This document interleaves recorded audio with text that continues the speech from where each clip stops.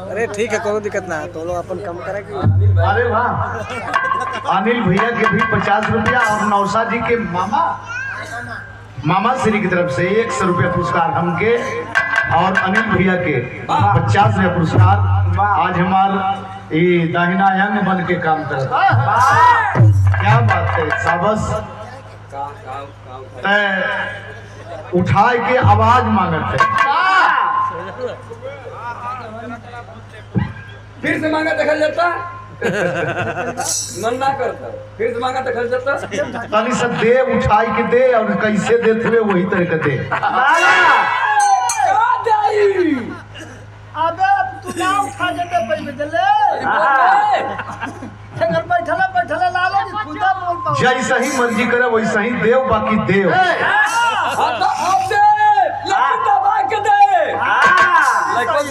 यह जोहत रहल। तनी दबाव देखी तो कितना दबाव हुए। दबाव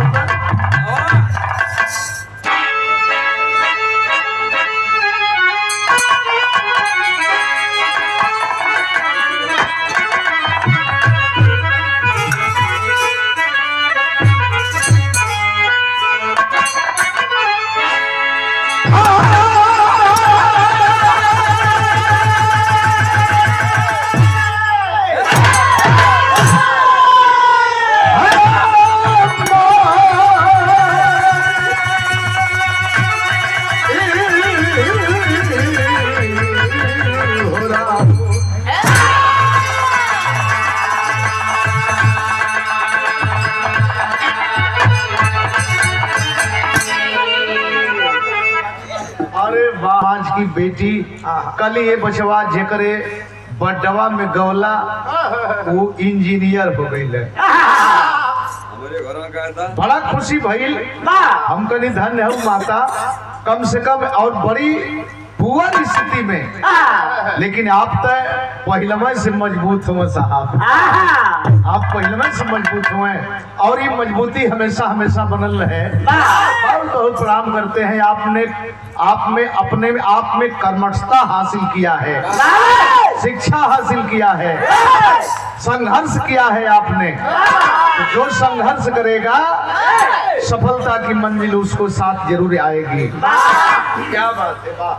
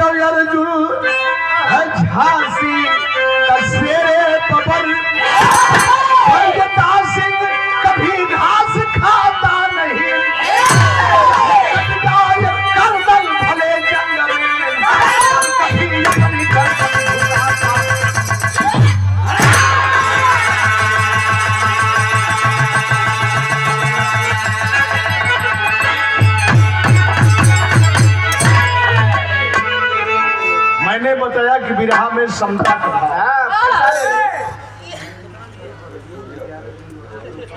विरहा के अंदर हाँ देख लें, वो हरो देख लें। शादी ब्याह का मामला है। ये हरो घूम फिर के उसमें आ जायल कर। लॉर्ड हडसन नाम का अंग्रेज अधिकारी झांसी की धरती पर आया, ऐलान कर दिया कि मैं सुनता हूं कि झांसी में बड़े अच्छे अच्छे पहलवान हैं, हम सम्मान करना चाहते हैं और देखना चाहते हैं। कल हमारे कैंप पर दावत है, सारे लोगों को दावत है और वहां हम तोहफा भी देंगे। तमाम पहलवान पहुंचल हैं और जब तमाम पहलवान पहुंचल हैं तो मैं दावत का देहलस कि दो दो पहलवानों को प्रत्येक कैंप पर जाकर के लकड़ी चीरना है, जिससे खाना पकेगा, हमारे करिंदे कर्मचारी खाएंगे। आय हाय हाय, यह तोहफा मिलल, यह तोहफा मिलल। एक कुल जंजीर के तोड़े में अहम भूमिका निभाए बाबा साहब डॉक्टर भीमराव अम्बेडकर। कलेजा मुंह को आ जाता है मेरे दोस्त कि रात तो काली होती ही है, रात तो काली होती ही है, दिन भी काला होता। अगर न आते भीम नामक सूरज तो जग में न उजाला होता। दे दिया अधिकार सब संविधान बना करके हमको, दे दिया अधिकार सब संविधान बना करके हमको, नहीं तो आज भी हम गरीबों के लिए स्कूलों में बंद ताला होता। ये बाबा साहब की देन है। पहलवान उदास होकर के, निराश होकर के अपने अपने घर को जाते हैं। एक अखाड़े के पहलवान कोई नहीं गए। खबर पहुंच गई, खबर पहुंच गई, आए है लॉर्ड हडसन के यहाँ की फलाने अखाड़ा का पहलवान नाइल है। और क्यों नहीं गए? एक लाइन संकेत और रजा कैसा संकेत है।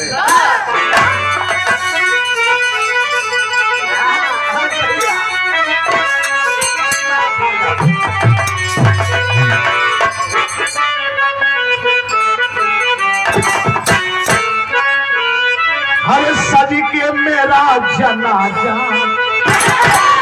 सज के मेरा जनाजा, जाएगा यूं निकल के, सज के मेरा जनाजा, जाएगा यूं निकल के, सज के मेरा जनाजा, जाएगा यूं निकल के, सज के मेरा जनाजा। अरे सज के मेरा जनाजा जाएगा यूं निकल के,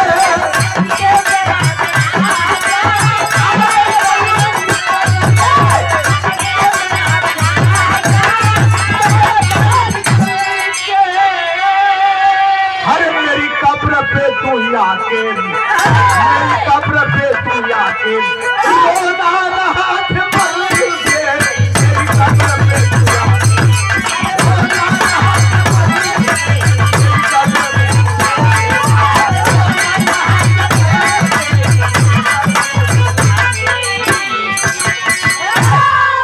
भाव स्थल पर गौर करेंगे, कितना सुघर लाइन लिखल गई जवानों के जज्बे को देख करके। अरे शेरे वतन के राही, शेरे वतन के राही, चलते संभल संभल के, शेरे वतन के राही।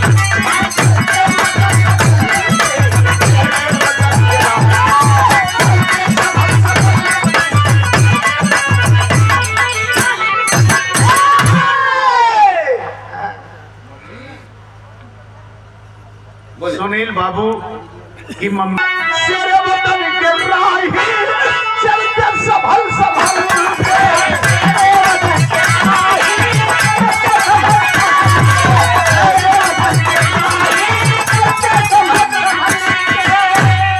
अरे मंजिल मिले या मुक्ति, अरे मंजिल मिले या मुक्ति, रास्ता नहीं बदल।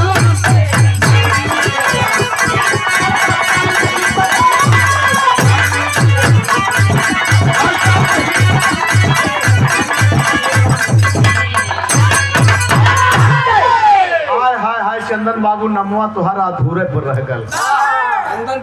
100 रुपया पुरस्कार दिलन है, टीवर वाले हैं और बतौली कि गवैया गनावत हुए कि हमारे चैनल चलत था, इतना गयल इतना मिलियन गयल। बोले जौने समय लोग तरसत रहे कैसेट के दुनिया में, ये भनसर हमार सहयोग कैलस और 26 बरिस के बाद तो एशिया की सबसे बड़ी कंपनी टी सीरीज का महारत हासिल नंदलाल रवि ने किया।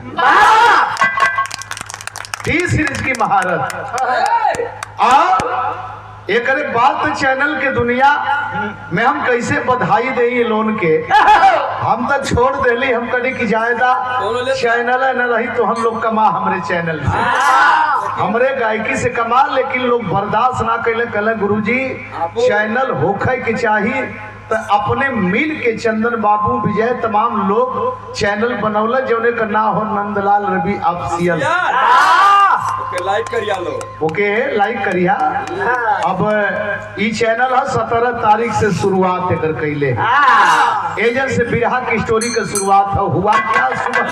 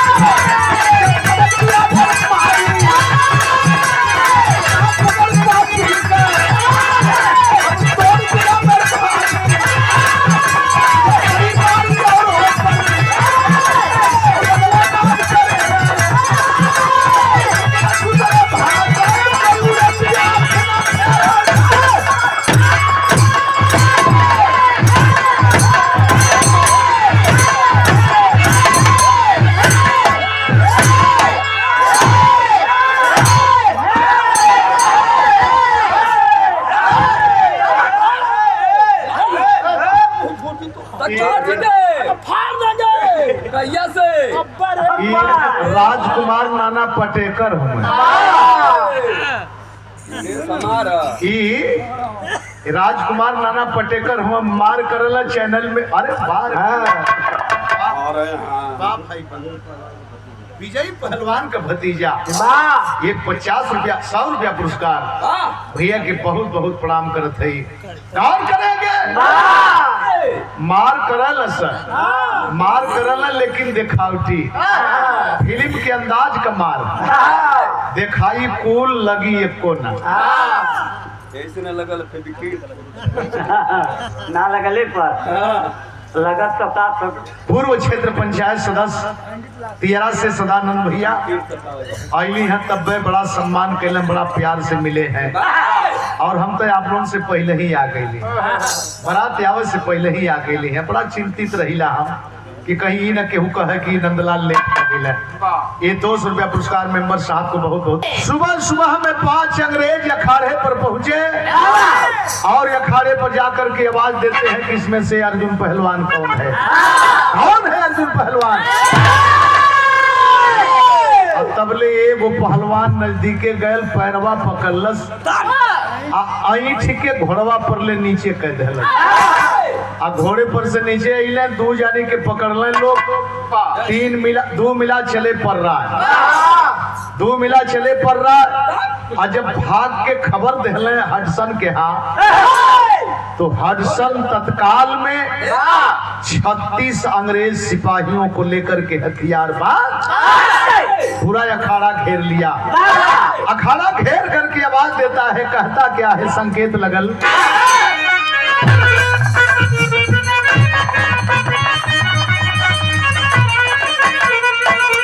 गज भर के गुजरिया गजब कर हो, जरा बोलाइया बताबू कर हो, गज भर के गुजरिया गजब कर हो। नहीं अर्जुन पहलवानवा पताई है बहू,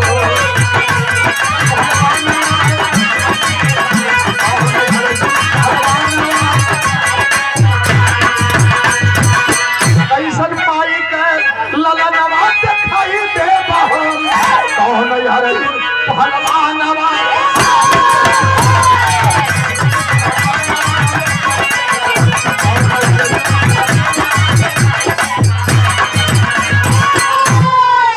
लॉर्ड हडसन बोला हमें अर्जुन चाहिए। पागल हो डीजे वाले हैं मतलब उकुल भूसुरात हो कि हमका बजवा बंद करवा देना वीरस में मपू वीरस में हुआ साबस लाल लोगन साबस आखिरकार बात बिगड़ गई। अर्जुन पहलवान को देखने मांगता है। कौन है अर्जुन पहलवान?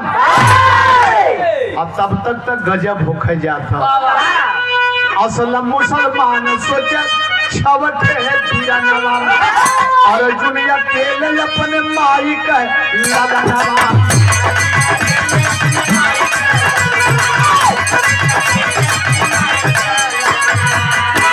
जान दे के इनकर जनवा बचाई ले बहन अर्जुन पहलवानवा बचाई दे बहन। एक मुसलमान का बेटा एक आए थे जी जीवन ले ले। अच्छा एक मुसलमान का बेटा अपने आप में विचार करने लगा कि हम अपने मतारी बाप का छप भाई है। लगा था कि नंगा रिवाल्वर लेके अर्जुन पहलवान के मार दे।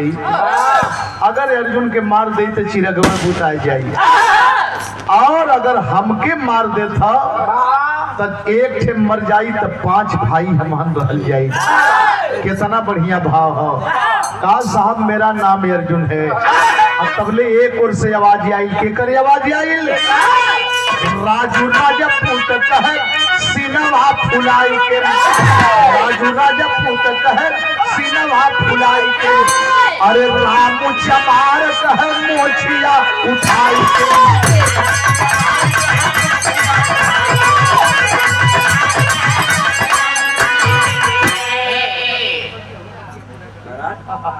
कंसुरी बनाला 11 जून आखिरकार राजू राजपूत बोला कि साहब मेरा नाम अर्जुन पहलवान है। अबले रामू चमार का बेटा धक्का दे के हटा दिला। अबे हटाओ हमें बचाने के लिए नकली अर्जुन बनना है। और तबले अखाड़े का माहौल ही बदल गया। क्या बदल गया? अरे बल्लू बस फोरक है बासमती चीर दे बल्लू बस फोरक है बासमती चीर दे करी न दवाई काम पोरे पोरे पीर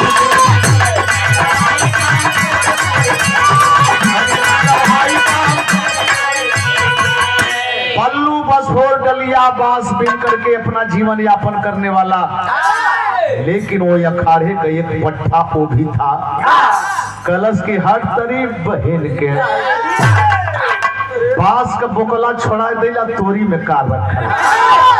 और बल्लू बसोर बड़ा मूल्यवान नाम है। जनरल डायर जब जालिया वाले बाग में गोली झोंकवाया तो पहली गोली नत्थु धोबी अपने छाती में लिया था और एक अंग्रेज को पटक करके बल्लू मिस्तर उसकी राइफल छीन लिया। मगर मारे का कायदा ना तब तक सैकड़ों गोली छाती के पार कर गई। और जब बल्लू मिस्तर का बबलू बसभोर का हौसला देखल तो अखाड़े कर रौनक तय बढ़ गई।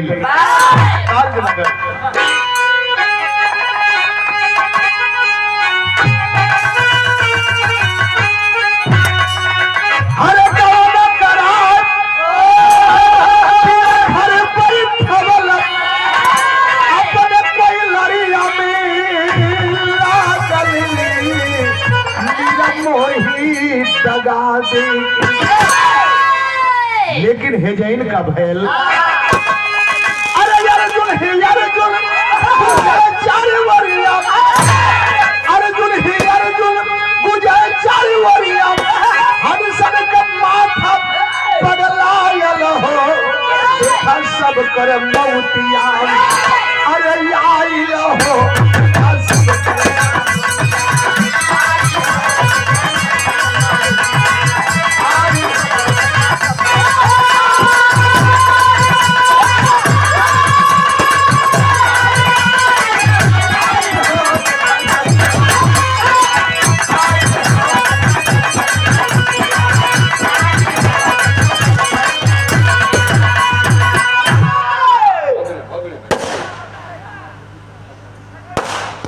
शिव कुमार रवि हाँ बसपा कार्यकर्ता बात बिगड़ गई।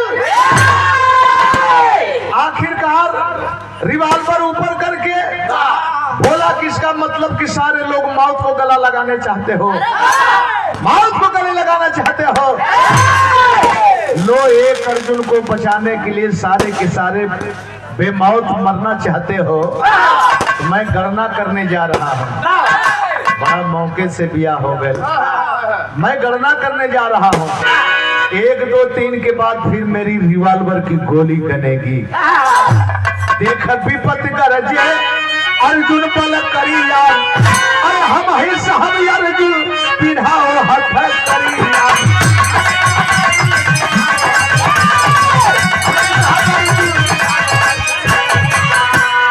काला साहब मेरा नाम अर्जुन है। सारे के लोग नकली बन करके हमको बचाने के लिए सामने आ गए।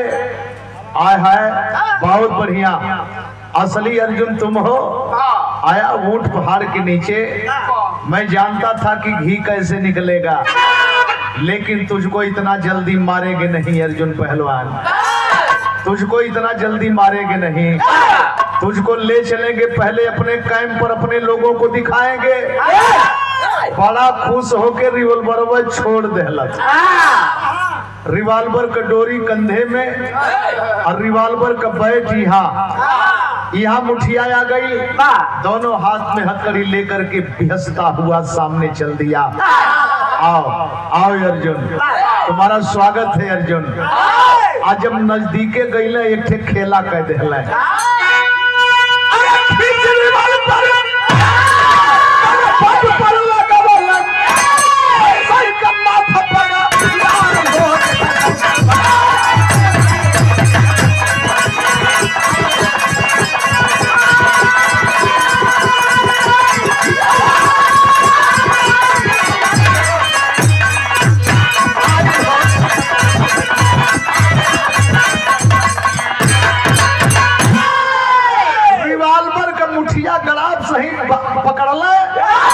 और खींच के गणपति पर लगौला, कहला साहब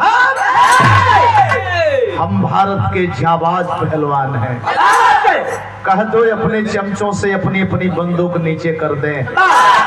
बोला डाउन डाउन डाउन। सारे के सारे बंदूक फेंकल, आगे बढ़ो। आज जब पीछे हटल तो इशारा कैले कि भैया ए मेन लोड है एकदम से।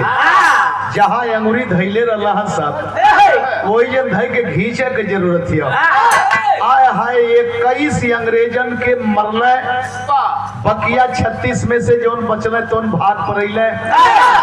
लेकिन मेरे बाबूजी हाहाकार मच गए। कर्फ्यू लागू हो गया। और जब कर्फ्यू लागू हो गया, कुछ पहलवान भाग करके जा हिंद फौज की शरण में गए, कुछ दिल्ली पंजाब लखनऊ कलकत्ता चले गए, कुछ इधर उधर भाग गए। लेकिन बिरहा में कभी जी भाव दिलन।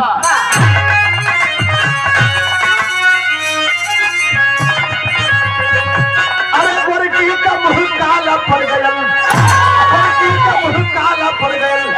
और जब पीर बघेला पट्टा झांसी वाला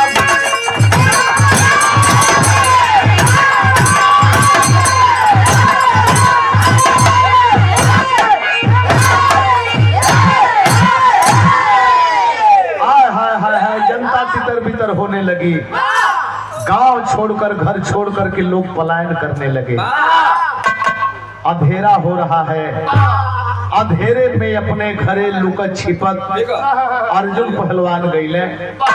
अजब अंधेरे में अपने घरे गई हो भैया, तो दुल्हन ने अपने गोदी में 3 महीना का बच्चा लेके रोवत है। अपने पति के देखली एगो बात कहली का तर्ज लगल।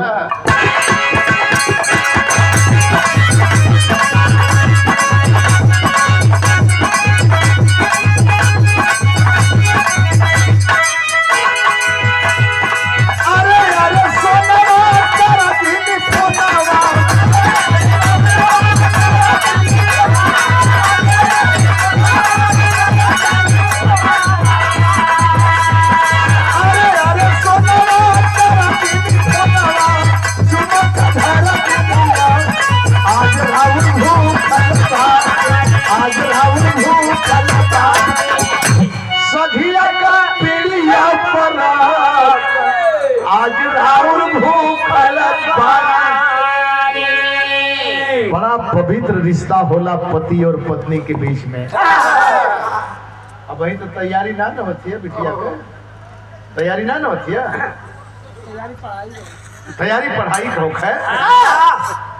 बड़ा पवित्र रिश्ता होला, पति परदेश है, दुल्हन घरे है, और वही जन फोन पर वीडियो कॉलिंग बात होती है। अब बतिया करे करे में वही में चुम्मा दे देला।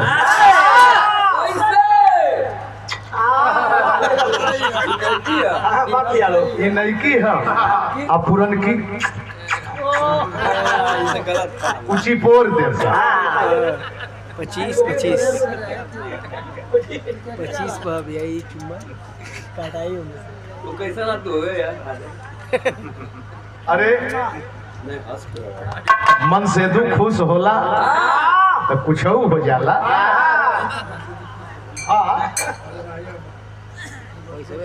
उम्र पे अरे वाह भाई, मुन्ना चौहान पंचायती राज विभाग हाँ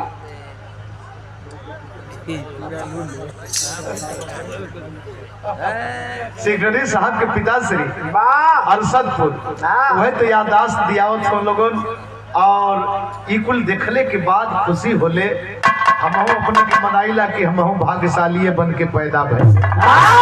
ये परम पूजनी बाबूजी की तरफ से 200 रुपया पुरस्कार और पंचायती विभाग से भैया हमारे 100 रुपया पुरस्कार। बहुत बहुत प्रणाम करत ही, आप सबके प्रणाम करत ही। ध्यान देंगे आय हाय मन से दू वही में जब चुम्मा दे देना तो दुल्हन कलश की ना ना ना ऐसा काम मत करा। आज हम व्रत में हैं, आज हमके झूठ काट मत करा। बाहर प्रेम मोबाइल पर जपने के झूठान समझत है। मन से दू कलश की झूठ काट ना करत है।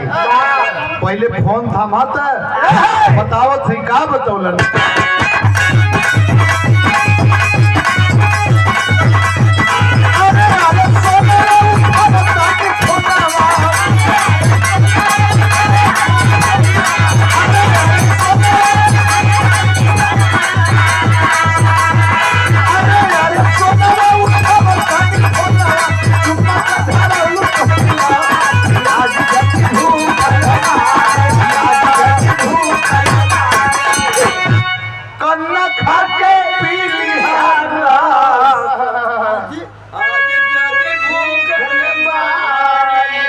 बढ़िया फल का नाम बतौले कि कच्चा भी अच्छा है उबाल के पारण करत का यह इस्तेमाल कैली है।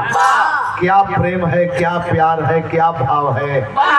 लेकिन ये जैन दुल्हन गोदी में बच्चा लेके अपने पति की जब देखली एक बात कहती है, कहती क्या है,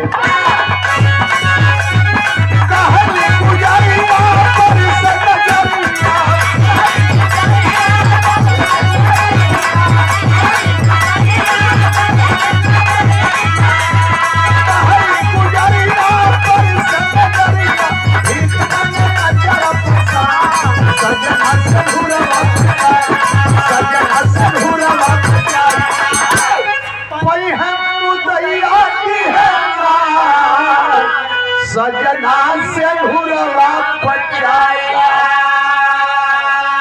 बड़ा गजब हो गल स्वामी, बड़ा गजब हो गल। आप अगर सही सलामत रहबा तो हम सदैव के लिए सुहागन कहाई। वाह पत्नी हो तो ऐसी कहल कि कैसे सही सलामत रहब, हम मरा जाई। कहले कि तुम पहले भाग जा, भाग के अपन जिंदगी बचावा। कहल कि हमके भगाओ तो तोहरे गोदी में 3 महीना का बच्चा, हम एके छोड़ी तोहके छोड़ी। खलस की स्वामी ये बच्चा का सौगंध, ये बच्चा का सौगंध अगर तुहार बच्चा है तो एकर सौगंध स्वामी भाग के जान बचाला। कलक ठीक ना कैलू दुल्हन, ठीक ना कैलू, लेकिन अगर सौगंध दे देलू तो एक ठे और सौगंध लेला।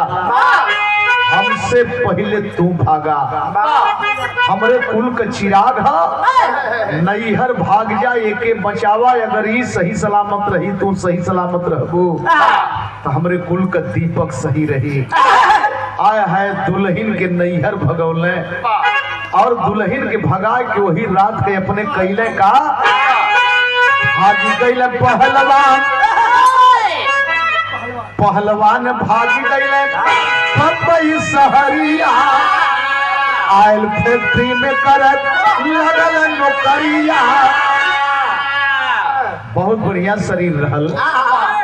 बम्बई में गईले केहू मिलल तेल कारखाने में वॉचमैन का नौकरी मिल गई।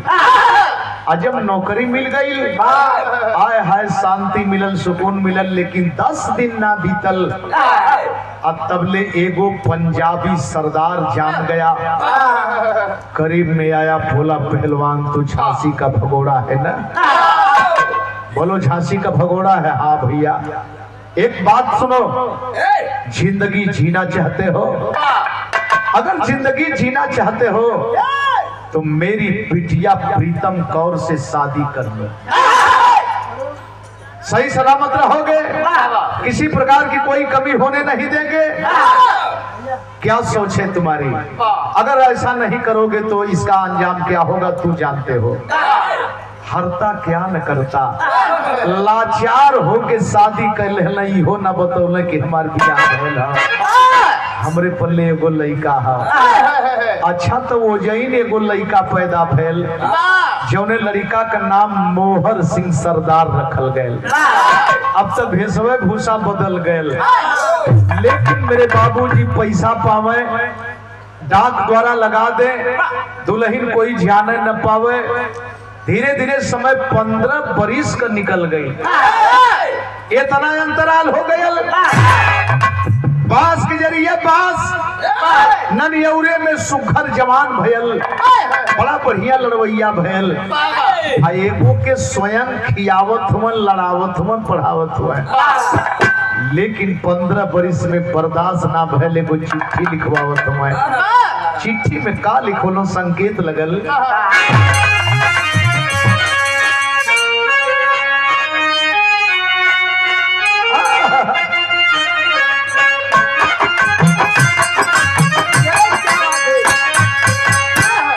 के चढ़ाई मैया रोहुआ मछारिया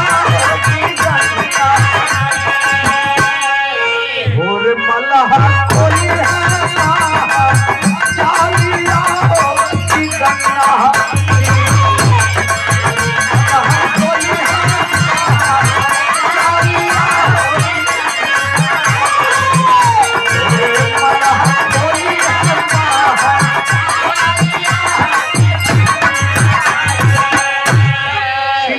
पहल की लाइन लिखो भेसवा बदली के हम करीला पल्ला नवा हो माया नवा कैसे बात हमारो नवा हो माया नवा है।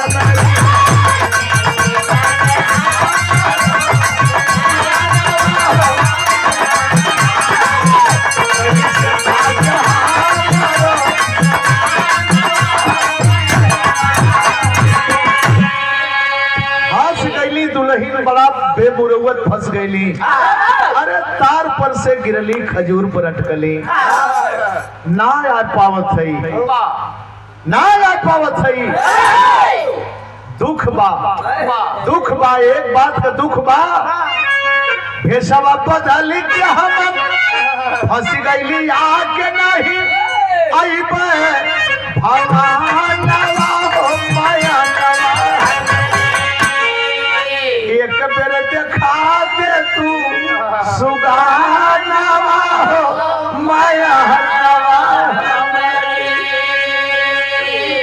एक बेर हमरे बेटा के दिखा दे तू सयान तो भयल होई। ई चिट्ठी में लिखवल हमार बचवा सयान भयल होई।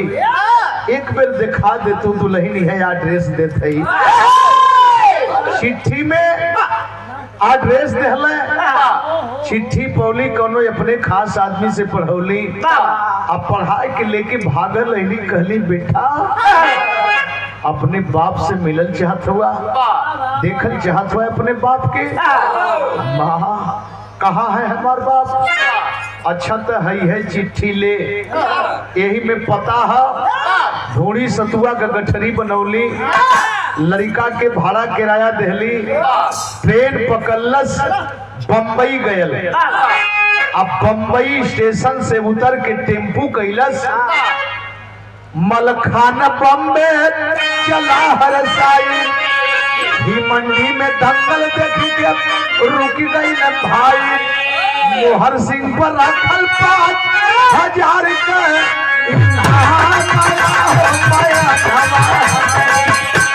कोई नहीं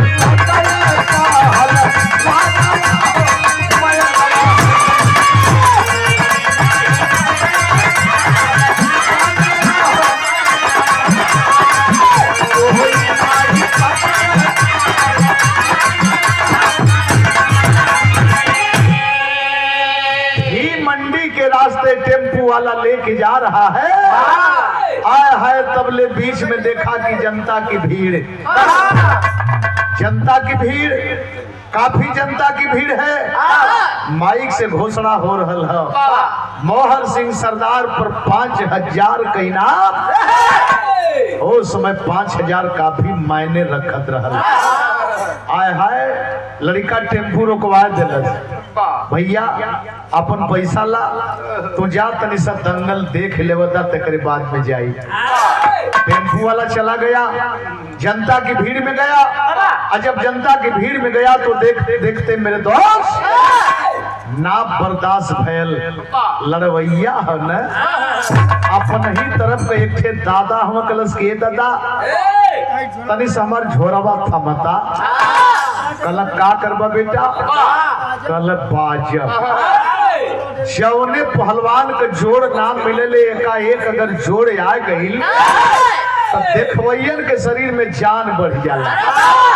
कहला के रे बेटा बजबा हर जाए दलोन जाए दा तो रास्ता दे दा, लड़का के रास्ता दे दा, पहलवान के जोड़ मिल गई रास्ता दे दा।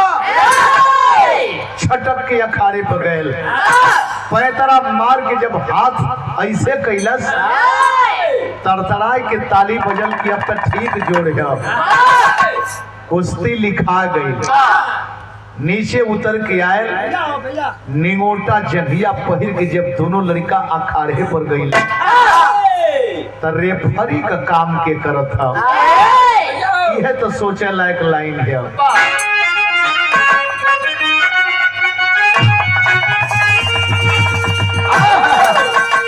अरे खाइलू दुनिया बाबा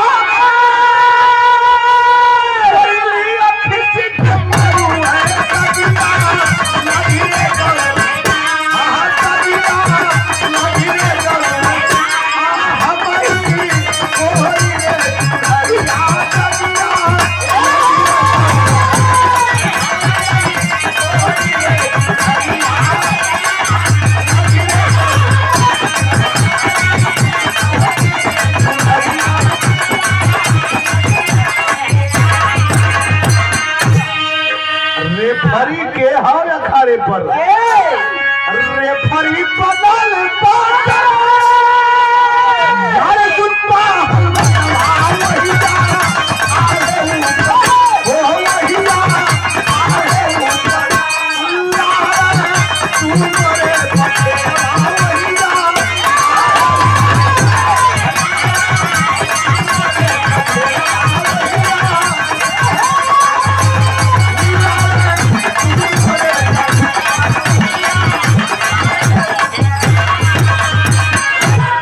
रेफरी का काम दूसर केहू ना। अब तक अर्जुन पहलवान, अर्जुन सरदार पहलवान के नाम से जानल जाता है। लड़का लड़त हुए अर्जुन सरदार सोचत हुवन, काला जंग ढेकुली मारल मुलतानी पर तर शरीरिया से छुअल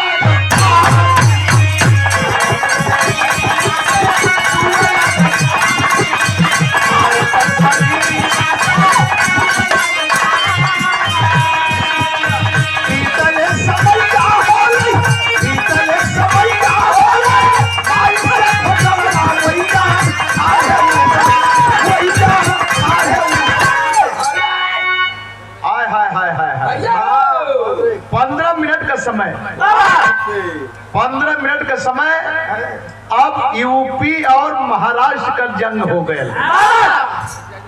लड़का अक्सर कह के अपने तरफ के लोग जाले, तो चाहे उत्तर प्रदेश का हो चाहे बिहार का हो, सब भैया कहला।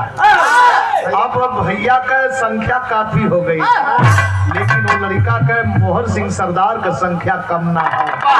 काहे से कि लड़वैया के देख के लोग खुश हुए, सच्चों का दोनों का मतारी पैदा कैले ही भाई। आया है तबले भीसिल बज गई की समय, आज जब भीसिल बज गई की समय समाप्त, मेरे दोस्त गौर करेंगे, दोनों लड़का छोड़ के अलग हट गए। अर्जुन पहलवान मने मने सोचत हो कि एक ठे के तो खुद खिया के लड़ाई ला, लेकिन जौन है उत्तर प्रदेश का वास्तव में कोनो साधारण औरत के ना पैदा कैले हुई, कोनो देवीय पैदा कैले हुई, लेकिन लड़का ताकत है दादा को।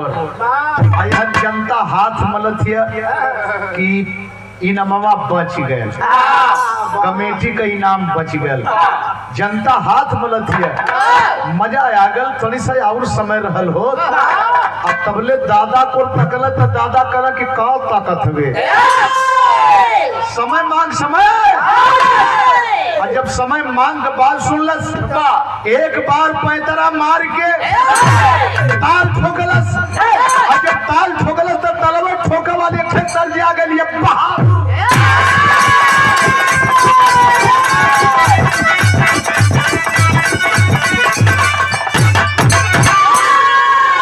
अरे बारी उमर कमर लचकनिया,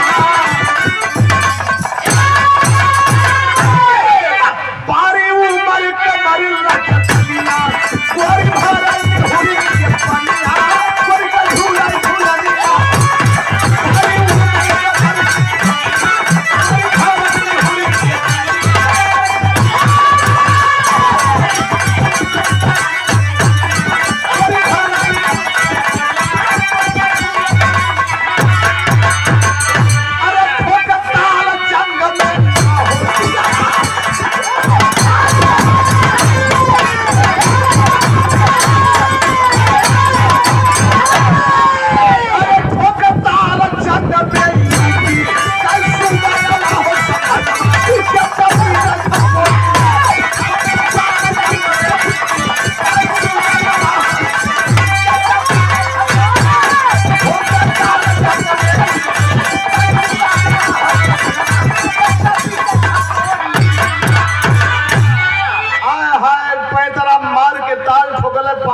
समय बढ़ावल जा, 5 मिनट का समय बढ़ावल जा।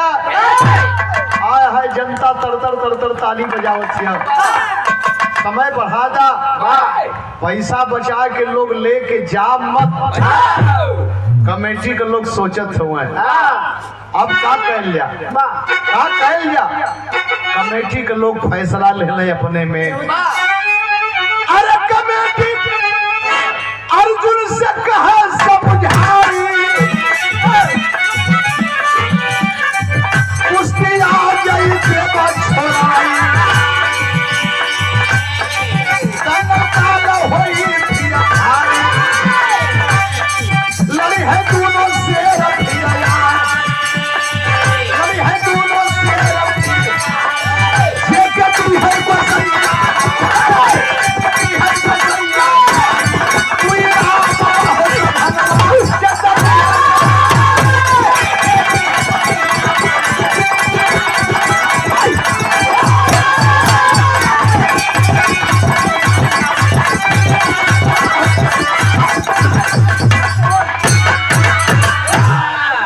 कमेटी का फैसला होगा अर्जुन पहलवान के इशारा। आज भीसिल बज गई तो दंगल समाप्त ही कर दिया जाए। हम लोग रुपया बचा नहीं रहे हैं, रुपया बचा नहीं रहे हैं। कल एक ही कुश्ती के लिए दंगल होगा, आर पार की लड़ाई होगी, समय बेशुमार रहेगी, और दोनों में जब तक फैसला नहीं होगा तब तक छुड़ाया नहीं जाएगा। लेकिन कल सारी व्यवस्था एक कुश्ती के लिए हम लोग करेंगे। जनता में लड़का उतरले, दोनों इनाम पोले, दादा की हिन गयल, दादा शरीर पर हाथ रखले, बेटा हमार पानी रह गल, हमार पानी रह गल बेटा।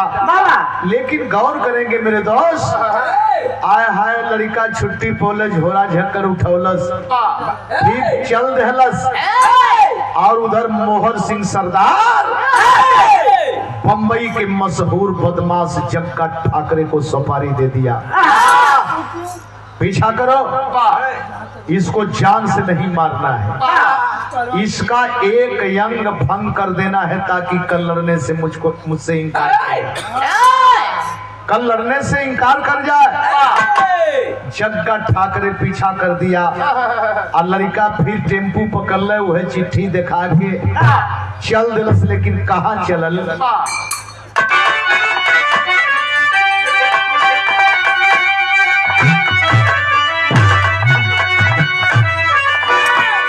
अरे पता पूछत पहुँचल जमानवा पठतारा कर, पीछे पीछे लगल है दुश्मनवा पठतारा कर। आय हाय जग्गा ठाकरे पीछा कर दिया, जग्गा ठाकरे पीछा कर दिया, तबले टेम्पू वाला ले जाके अर्जुन पहलवान के खोली पर टेम्पू भिड़ा दिया। भैया यही अर्जुन पहलवान का खोली है। अंदर गए लड़का खोली में, देखा था कि अर्जुन पहलवान वो है अर्जुन सरदार जौन रेफरी का काम करते है, निकाल के कपड़ा खूंटी पर टांगत हो, तबले लड़का पहुंच गए। देख के अर्जुन पहलवान तब कहन लगे दिल खाई हो, कैसे कहवा कर भैया बचवा इहवा कैसे गई हो। अरे बेटा अब वही तो अखाड़े पर लड़ौली है, ये जैन कैसे? और जब सवाल कैले कि जैन कैसे, पिता मोर है अर्जुन पहलवानवा पठतारा कर, 15 बरिस से तरसत नया नवा पठतारा कर। ए उस्ताद आप हर अखाड़े पर रेफरी का काम करत होगा, आपको पहलवान हुआ, हमरो बाप अर्जुन नाम का पहलवान हो, बम्बई में हुए, हाई है एड्रेस हो, कहीं आपसे जरूर मिलल हुई है, आप बता दें हमार बाप अर्जुन पहलवान हुए कहाँ। अरे बाप रे बाप, जब ये एड्रेस चिट्ठी आपन देखल है, गला मिला के अर्जुन पहलवान रोवन लगे दिल खाई हो, कैसे रहल बचवा कैसे बाटी तुम्हारी माई हो। अरे तारा हमारी हो सपनवा पठतारा कर, अब कैसे अइला बम्बई में सुगनवा पठतारा कर। अखबारी में दबौले कल बेटा अर्जुन पहलवान के खोजत हुआ, बेटा खून खून के पुकारा ला रे बेटा। जौने समय तुहार हाथ पकड़ के मोहर सिंह के हाथ में धरौली, वही समय अंदर से आवाज निकलल चाह, लेकिन निकल ना पोलस बेटा, निकल ना पोलस, रोवत हुए कहे लगल।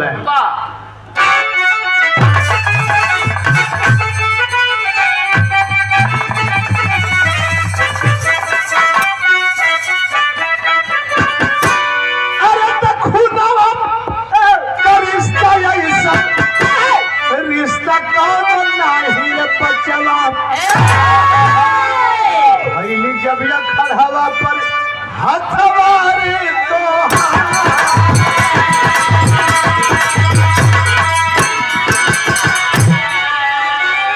अधक से करे जवाब हमारे कई देहल सिहिया याद आव लागल अपन पोसल रे कुमार।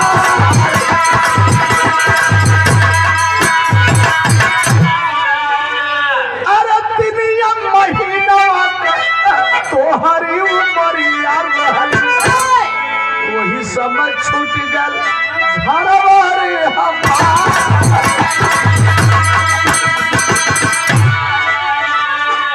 बेटा अखाड़े में ही एहसास हो गयल कि हम केहू का हाथ पकड़त है काहे हमार शरीरिया झनकत या। हम ही अर्जुन पहलवान है बेटा, हम ही अर्जुन पहलवान तुहार बाप है। नीचे ऊपर ताकत है, अब ताकत ताकत एगो बात कहलस। अरे फोटो तुहार रखी के करली पूजनिया माई कैसे बन गईला बाबू सिख सरता।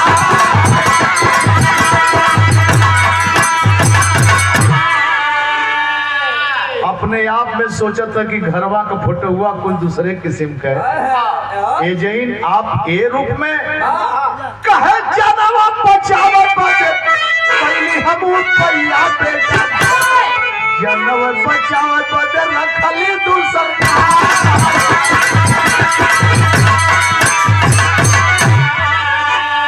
ये तना ना रे मुन्ना, ये तना ना आज तक बजबे कैला हर कल तू खड़ा पर जैसे फिर लड़बा बेटा सगर पीरा नवा मोहर सिंह बतो।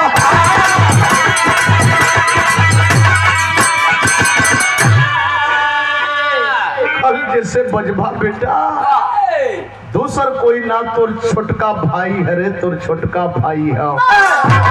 आ ये तना बात वही कहत हुए तबले ये तना में मोहर सिंह तू लड़वाई गईला।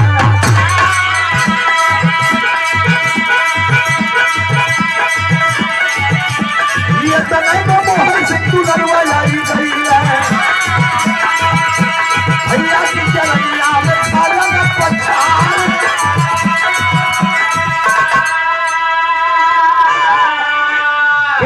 मोहर सिंह सरदार पहुंच गया।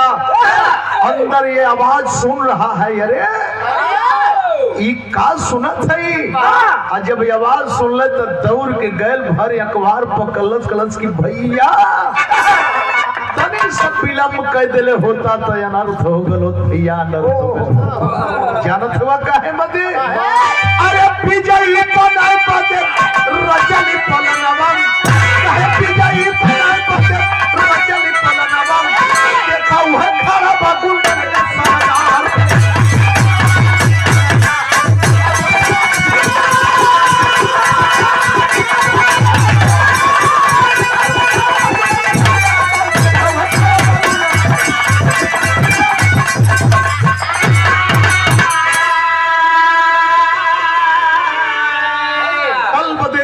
ठाकरे को सवारी दिया था भैया। जग्गा ठाकरे देखा हो 3 बदमाशन के लेके खड़ा है। आय हाय जग्गा ठाकरे दूसरे जगह से देखले कले रे ये तीनों एक जगह बतियावत हुए।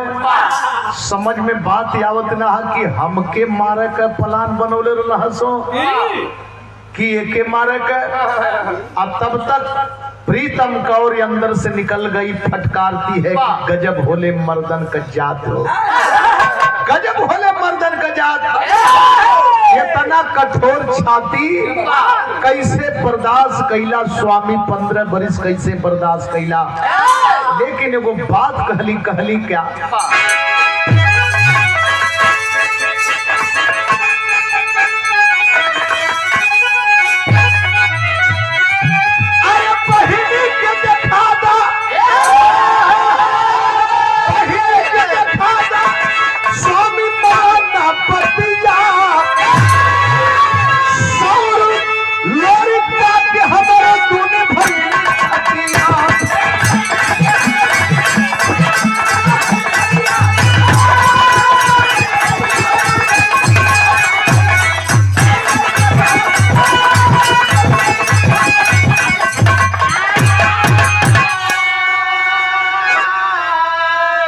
हमसे बर्दाश्त ना हुई स्वामी, अब हमसे बर्दाश्त ना हुई।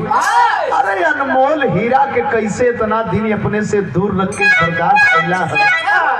संजोग बनगल 1947 में आजादी का बिगुल बज गया। की अधूरी आजादी मिली। 26 जनवरी 1950 को पूर्ण रूपेण हम आजाद हुए। आय हाय अंग्रेज पलायन करने लगे। उसी बीच में नौजवान मौका पाकर करता क्या है, दोनों लाल ये प्रीतम कार को घर आया पलकारी। भेष में देख पति को रोते तारा प्यारी, ये तना सहाला तू दुर्गति अब जुड़ाई खतिया। बता दे दुल्हा के नौसा, अरे नौसा के यो नहीं उल्टा होगा। खुशी में नौसा साहब के फूफा श्री मास्टर साहब बिहार में, और बिहार में आप शिक्षक हैं। बहुत बहुत हम चरणस्पर्श करते हैं, प्रणाम करते हैं। आप भतीजा भी और भतीजा श्री बीएससी में है।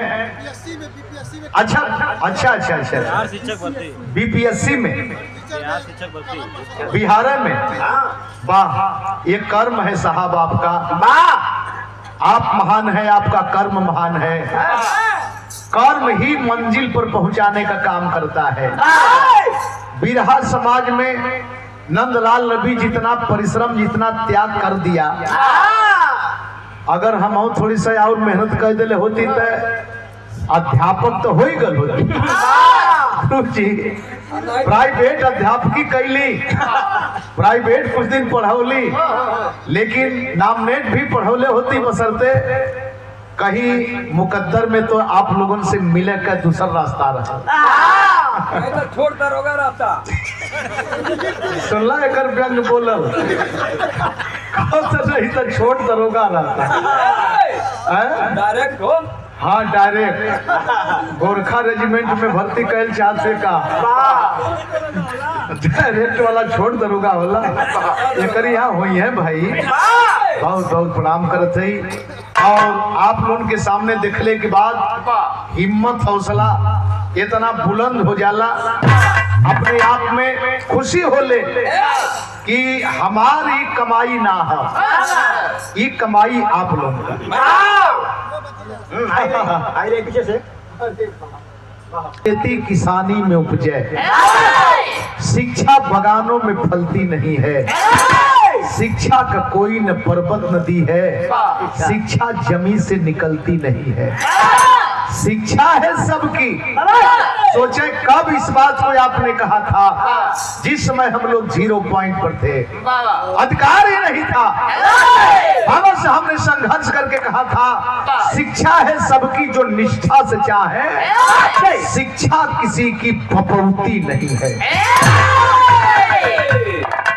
तो अगर बाबा साहब नहीं आए होते तो शायद हमको ये रास्ता भी कोई बताने वाला नहीं होता। धन्य है देवता, अब तो आप जैसे लोग ही नंदलाल रवि के बाबा साहब हैं। वो तो जहाँ है ही है, लेकिन उनके रास्ते पर चलने वाले बाबा साहब से कम नहीं दिखाई देते।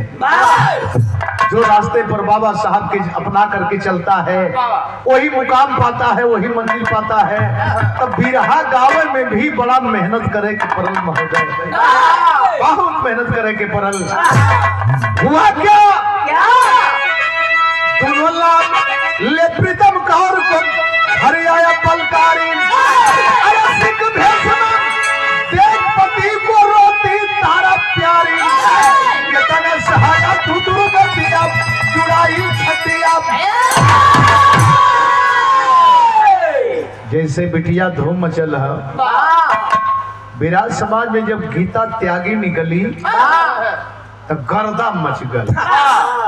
Ladies ladies ladies. बिहार में हाँ भाई भाई नहीं तो हर एक लेडीज है। लेडीज तो घर गांव में सभी के बारे, लेकिन बिरहा मंच पर निठोहरे उससे पहले भी उससे पहले भी अने उल्लासनगर बम्बई का गीता भारती, इसके बाद उमा बैरागन आई भटनी में रेलवे जंक्शन पर जन्माष्टमी पर हमार प्रोग्राम रहे। खाए गल वो ताकत तो हम हटिया जाए, हम ताकि तो वो हटिया जाए। अभी देखल जाए कि वो सोचे कि आज फलाने से हमार बिरहा, हम सोचे कि आज एक मेहरारू से हमार बिरहा, वो बेचारी गायब हो गई। लेकिन गीता त्यागी आई तो बिरहा समाज में महिलाओं के लिए जन्मदाता बन गई और संघर्ष से बिरहा गाने का काम की। इसमें ये पूरी पार्टी, ये पूरी टीम गुरु जोखन तक सहयोग करने का काम किए और बहुत मंच पर हम लोगों ने गाया हंस करके, पता नहीं चलता था कि कोई लेडीज है। देखने के बाद एक बार सिख भेष ने अपने पति की जब देखली होकर के रोहली की स्वामी कितना तकलीफ झेले के परल हुई तो के हो। लेकिन प्रीतम कौर के जब देखली तो लोग कहला कि काट का सबत बर्दाश्त ना होले। एक औरत के अपने पति के साथ देख के धधाई की अखबार में थैली एगो बात कहली। प्रीतम कौर को देख के तरफ हाथी कला मिलाई, अरे धन बहिन तू हमारे पति का लहलू जान बचाई। मला पहिले लड़की आ गई निकाल मत लिया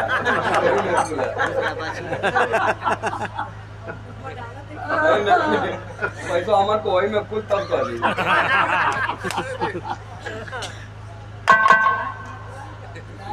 निकाले में क्या दिक्कत। गावा मेहनत से गावा और खूब मेहनत से गावा। आधी तूफान की तरह चर्चा होता है, चक्रवात की तरह चर्चा होता है पूरा ऐसा है।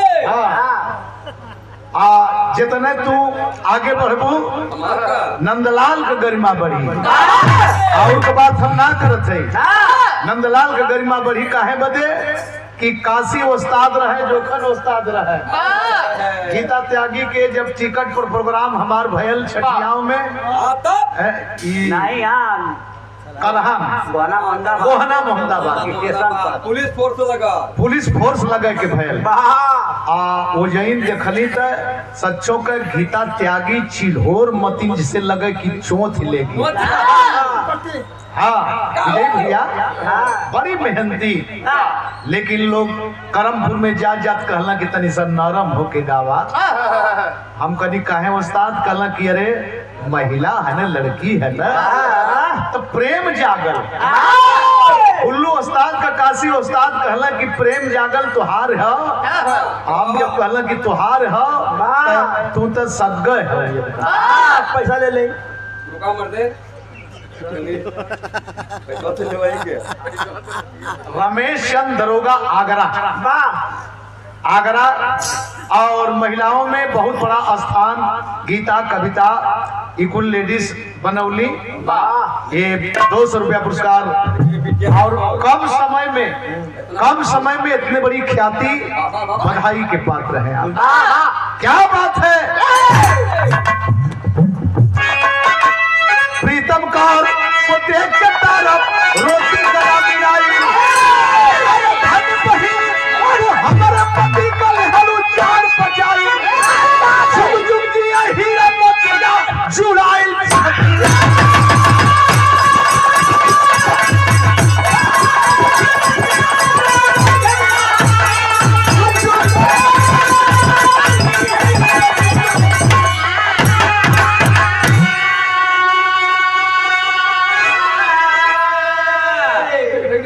लेकिन चलाकी हो, रुपया में गल हो। चलाकी हो पता नहीं 1 रुपया गल है कि 500 गया। ये चलाकी है। 500 अब हम तो मान ही लेते ही लेकिन चालाकी हाँ ते जरूर आस्ते से आके पैसा पता नहीं छुच्छा हथवा में पेश के बहुत बहुत बधाई आए है अपने परिवार में मिले दोनों बहन आए है तारा कहली की बहनी प्रीतम कौन से हमसे तुहार ज्यादा अधिकार है अगर तू ना रहल हो तो आज हम विधवा कहाई ये भाव रहा देश के प्रति और एक परिवार के प्रति गुरु बिहारी गुरु गणेश का खत्म हुआ दस्तार।